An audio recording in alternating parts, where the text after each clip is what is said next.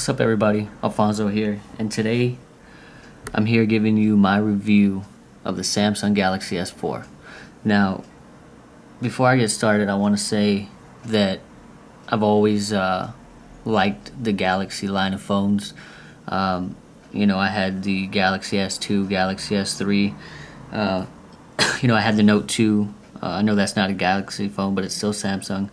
And out of all the screen sizes out, I want to say that this is like the sweet spot.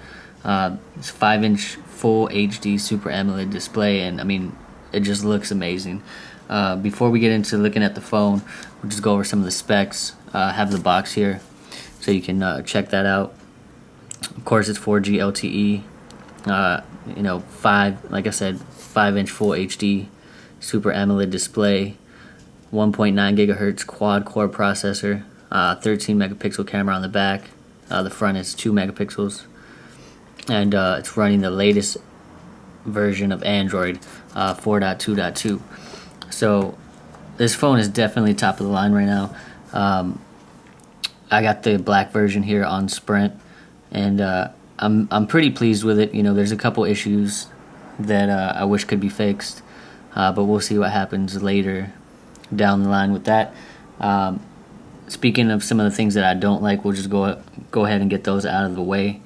The big thing about this phone that a lot of people are complaining about, if you get the 16 gigabyte version, you're only really going to get about 8 gigs to use because of all the bloatware that Samsung has, and TouchWiz is just so big.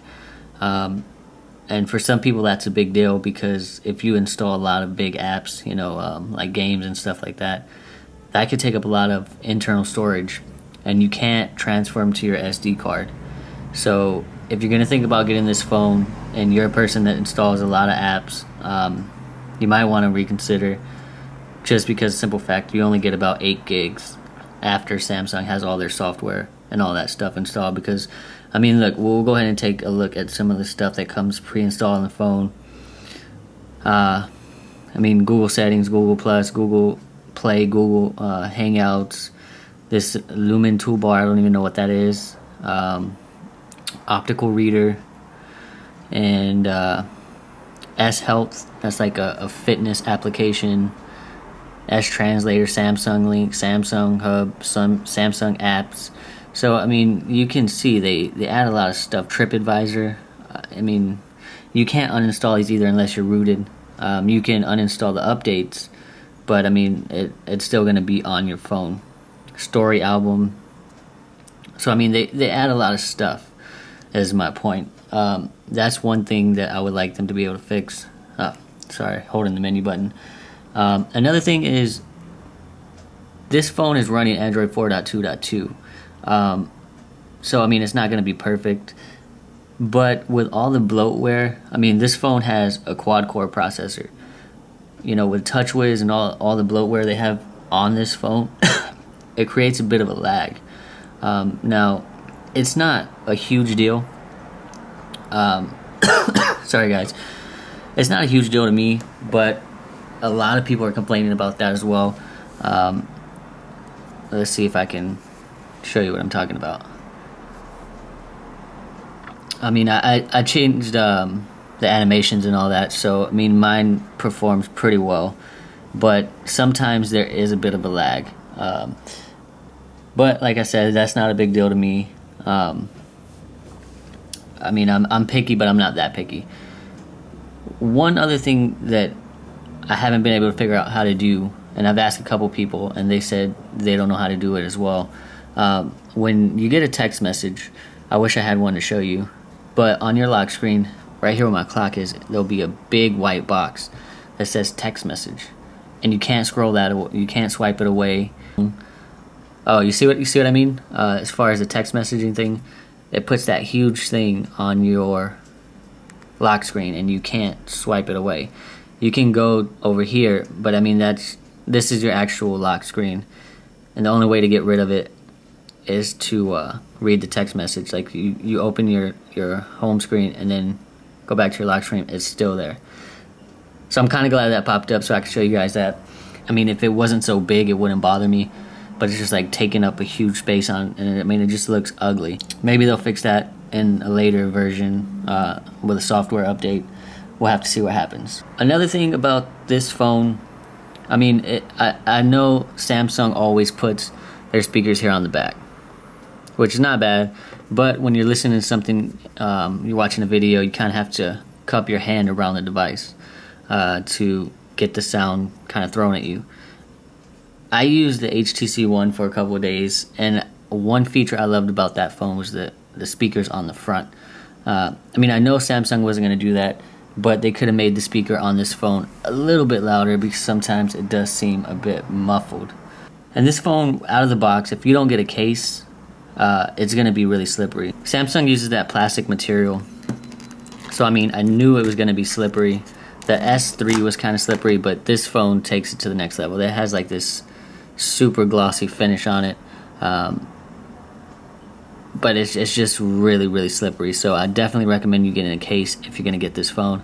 But overall, I mean, the build quality is nice. On the sides, you're able to grip it pretty well, but when you're taking it in and out of your pocket, it's super slippery.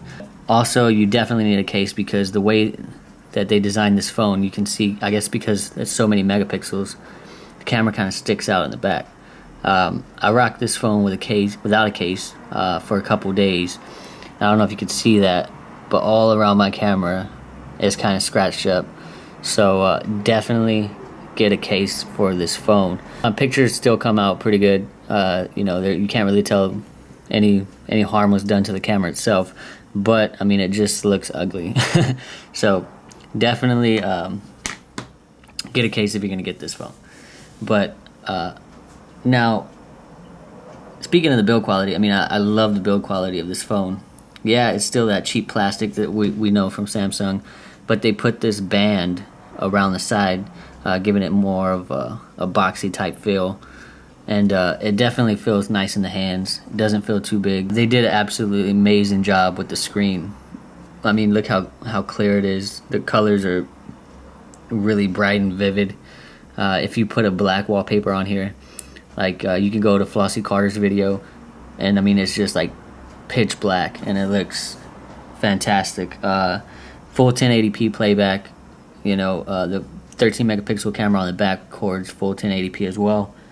I think it can do 60 frames per second in 720p. So I mean, this is definitely top of the line phone. Another thing I like about the phone is if you pull down your notification bar, you have your quick toggles. Now you can rearrange these in any way you want in the settings. You know, you say you want your multi-window up here by Wi-Fi, you can do that. This just makes things a lot more convenient because this settings menu on this phone is a little different. Let me go ahead and show you. Because it is Android 4.2.2, they have everything kind of broken up into these sections. So, I mean, it could be a bit confusing at first when you get the phone. I was going around looking for everything. So, the quick toggles definitely make things a little bit more easy. Like if you wanted to go to your Wi-Fi settings, you just hold the Wi-Fi and it takes you straight to your Wi-Fi. So that's a nice touch. Another thing about this phone that it could be kind of gimmicky at times, but the gestures. Samsung is doing, you know, amazing things with these phones and adding all kind of gestures. Me myself personally, I don't use them that often, but we'll go ahead and go over some of the gestures that this phone has to offer. Such there's Air View. We'll go ahead and go into email. Say you don't want to click on your email, but you want to kind of get it, you know, get an idea of what it's about. You can just hover over the email, and it will read you the first, you know, couple sentences of that email. I mean, that's definitely cool. That it can just sense your finger like that and do that. You can also do that in text messages, Flipboard. You can do it in your gallery. We'll go ahead and show you. You can just hover over a picture. I actually touched it. Just hover over a picture, if it'll work. Okay, there we go. And it'll blow it up a little bit so you get a better view of that picture. So that's definitely a nice touch. Also in the gallery is you can switch between your pictures just by swiping over the screen. So say you're in the kitchen, you put your phone down. Let me throw my case back on here. I don't want to scratch the camera any more than it already is. Say you're in the kitchen, your hands are dirty, whatever, or you're eating, and you're looking at pictures. You just swipe it over, and you can go through your gallery. That's definitely a nice touch. You could also do the same thing with your phone calls. When you have an incoming phone call, you just swipe your hand over your phone a couple times, and it will answer your phone for you. So that's definitely a cool feature. I'll go ahead and show you some more of the features that they have on this phone. As far as air gesture, air browse, you can, that was the one I was just showing you, swipe your hand across the screen. Air move, you just basically hold an app. If you want to move it to a different screen, you just swipe. I don't really use that feature. Like I said, I don't use a lot of these gestures, but I know a lot of people that do, so that's definitely cool. And a lot of people saying, turn off all your gestures, and that'll make your phone a little bit faster. But at the end of the day, the reason why you're buying the Samsung Galaxy S4 is for the features, for the gestures. So, it's kind of like you turn them all off, and then you just have a Galaxy S3. Now, the Galaxy S3 is still a hot phone. They're going to be getting a lot of these features pretty soon. So, definitely, I know a lot of people, shout out to my boy Joe. He has the S3. So, a lot of people are going to be happy about that as well. See the air call accept. I'll go ahead and do the little demo for you so you can kind of get an idea of how it is. So it shows you. Alright, you just basically swipe your hand across the screen a couple times and it answers the phone for you. Motion, direct call. That's basically if you're in a text message, you hold the phone up to your ear and it'll automatically call that person. I use that feature a lot. Smart alert. Say your phone's sitting on the table, screen's off and everything, you get a couple text messages. When you pick up your phone, it's going to give you a little vibration to know that you missed some notifications. Zoom, you can zoom in and out in the gallery, browse an image. Mute and pause, I use this also a lot. When your phone starts ringing, you just turn it over to reject the call. I use that a lot. Palm motion, basically capture screen. You do the Samsung thing, you swipe your hand over the screen. Mute pause, I've found that doesn't work very well. When you listen to music, you're supposed to just put your hand over the screen and it pauses it for you. But that doesn't work too well in my experience. Also, the smart scroll, where you tilt your head up and down, scroll up and down on an internet page or whatever, that doesn't work for me that much. Another thing I like about this phone is the ability to control your TV. Has a built-in IR blaster, just like the HTC One. So you can set it up to control your cable box and your TV. Say I lose my remote all the time, so it's definitely a handy feature. Overall, I really like this phone. Sometimes there is a bit of a lag, but it is running the latest version of Android. It has a great build quality to it. Other than the things that I mentioned that I don't like about the phone, I'm sure all those can be fixed with software updates, except maybe the internal storage problem. That's just kind of one of those things you gotta take with all the good things of the phone. The slipperiness, like I said, fixed with a case. I got this case off Amazon for like $10. Not the best case. As you can see, it's kind of loose around the edges. But I'm gonna order a Spigen case, and I'm gonna get a couple Cruiser Light cases. I just got this something for the time being. But like I said, guys, this phone, if I had to rate it on a 1 to 10, I'd give it a 9. The things I don't like didn't take that much away from the actual phone itself. I've always liked Samsung phones. Just the placement of the power button, it just feels good in the hand. All right, it's a solid phone. Top of the line.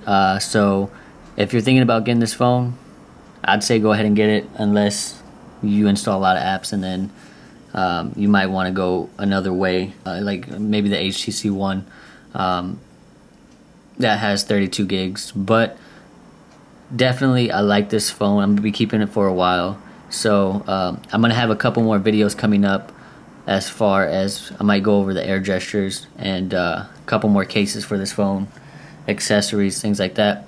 So if you want to see those videos, go ahead and subscribe to my channel and hit that like button. Leave a comment on the comment section below, telling me what you like about this phone, what you don't like about this phone, and I'll see you guys in the next video. Peace.